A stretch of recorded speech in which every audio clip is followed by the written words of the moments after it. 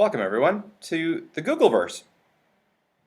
This is where we're going to learn about our Google apps that we use here at KIS that have a lot of different functions that we can use to share with our students, work with our students to collaborate, and inspire learning.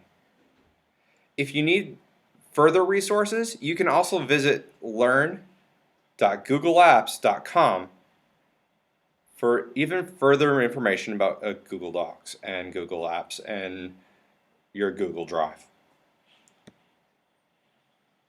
First, let's have a quick look at the Gmail overview.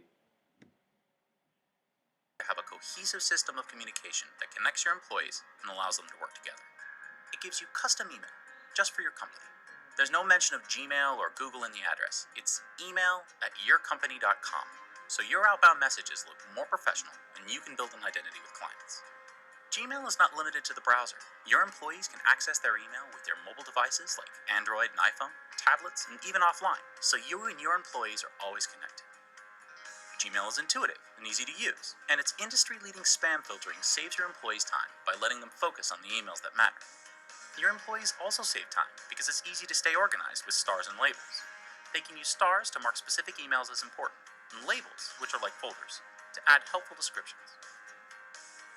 Over time, your custom email will become more efficient. With the new priority inbox, your employees' most relevant emails will appear at the top, allowing them to prioritize and manage their time even better. These days, most people use their email as a way to back up important files. With Gmail, you'll never have to worry about deleting an email.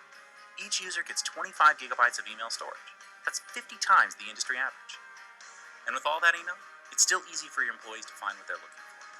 They can use Google-powered search, what makes Google Google, within their inboxes to easily find what they need.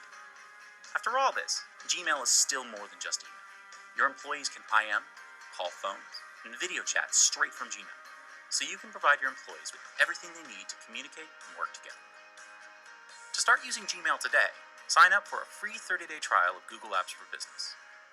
So that's a quick overview, but when I think about it, I have multiple Gmail accounts. I have a Yahoo Mail account, I have a Gmail account, and I have my work Gmail account. So when I use my personal email, I tend to use that for emails to Grandpa, or I might email my student's teacher for my personal email. But that's just a personal preference of mine. But when it comes to emails to colleagues, I use my work Gmail. When I'm looking to set up accounts, like different social media accounts, App Store accounts, I like to use my personal email accounts. It's very difficult sometimes to reset a email account. So if you use your work Gmail to set up a social media account, sometimes it's difficult to reclaim that account if your email is not set up properly. I also use my personal email account for my personal blog, my portfolio, because those things are ongoing. I've been using them before I came here, and I'm going to be using them after I leave here. But I use my work Gmail for communicating with parents and other faculty. I use my personal Gmail for keeping copies of content that I create on my work Gmail for the future. But I also may need to set up a group or department resources to save certain content for other people to use after I leave KIS as well. Let's get started with setting up your Gmail account. There's a lot of different things that you can do within your settings. I personally want to show you quickly how to set up your additional email addresses within your one inbox. So here I am. I'm logged into my Gmail account, and what I need to do is first, to get to the screen for my settings, I need to click on the gear and find Settings. That will bring up this window that shows General, Labels, Inbox, Accounts, Filters, Forwarding, and all kinds of other lovely categories. The first thing I want you to look at is down in your General tab a little bit, which is your picture. We want to play around with having a profile picture because it makes it easier to identify a new face with the rest of our school. So I'm going to first hit change picture. And for my Mac, I can easily change my picture in Photo Booth.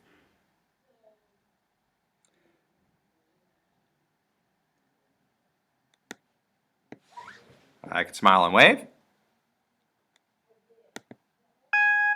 take my picture, and then I have this little picture sitting right here. If I jump back over to my Gmail window, I can hit the choose file button right here. If I bring my photo booth back up to the foreground, I can take a picture I like and drop it into the window, that upload window area, and it'll show me which image that was. I can then hit open, and now it wants me to crop the image and apply the changes.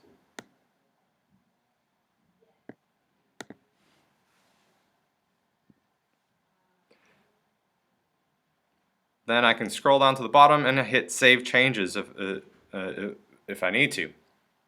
Another thing to look at is your signature area. This is where I'm going to have a pop-up at the bottom of my emails that gives me a signature of where I work and who I am. So we can type in our name and our title. And what we can also look at doing is if we want to insert a picture, we can, I'm just going to remove mine out for right now, and I'll show you how to put that in. So if I go to Google, I can go up to the top and I can search Korea International School in Google Images. I can find the KIS logo, and then I want to hit View Image. On the View Image button, I can copy the URL, and I'm going to jump back over to my Gmail settings. So here I was, right where I left off, and I can press the Insert Image button. If I hit web address, I can then paste the web address in here and select the image and insert it. If it comes in a little bit big, I can make that smaller, and then I can go to the bottom and hit Save Changes. One thing that happens quite often when I'm writing emails is that sometimes I make a mistake. So I type an email out and I think I'm going to send it to Steve Katz, but I accidentally bump it and I get Steve Cathers instead. And I sent an email about something and I hit the send button. Whoops, I sent that to the wrong Steve. If I go up here, I can see, oh, your message has been sent. I can hit undo. Ooh, that saved my skin. But to set that up, it takes a couple little things that you can quickly do now. So on the gear, we can jump over here to settings. I'm going to minimize that. But there's all these lovely little buttons at the top. What I want to look for is labs. If I click on labs, this gives me third-party functionality that people that program for Google or have already made to add functionality that wasn't necessarily there out of the box. So in the labs feature, look down until you find Undo Send by UseOF. If I hit enable on that, that gave me that little pop-up at the top after I hit the send button here. After I hit enable on that, I can go down and hit save changes. I can modify the amount of time that I have for undo sending by hitting the general button. I can scroll down until I find undo send. With this box here ticked, it says enable undo send, and the cancellation period, I can modify that in seconds to 5, 10, 20, or 30 seconds. That gives me a little window in which to cancel that email before it sends it properly. This concludes my short tutorial, but if you have questions on Google Apps, Google Drive, and all kinds of other things, feel free to send us an email at edtech@kis.or.kr. Thank you for watching, and I'll see you in the fishbowl.